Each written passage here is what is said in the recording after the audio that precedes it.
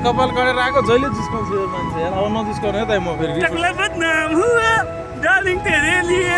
टकला के गाल गुलाबी नाचरा भे चाल नमा भेरे जहिले जिस्काउँछु होइन गाइस वास्तविक कुरा के थियो भन्दाखेरि म त जमानामै काटिसकेको थिएँ क्या टक्ला होइन त्यही दिनदेखि नै जिस्काउनु थालेको थिएँ अहिले त छ नि गाइस यार कपाल यार पहिलेको कारणले अहिले टकला बदनाम हुआ डार्लिङ तेरे लिए टकला के गाल गुलाबी नाचरा भे चाल नमा भेरे भ्लग नभएको भए उसलाई ठक्थ्यो अहिले गाइजमा हेर्नु लास्टै खिचिआउँछ भने दिन रात यस्तै हो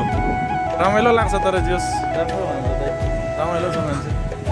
तपाईँको परिचय भनिदिनुहोस् कृपेश राम भण्डारी घर कहाँ यही काठमाडौँ काठमाडौँ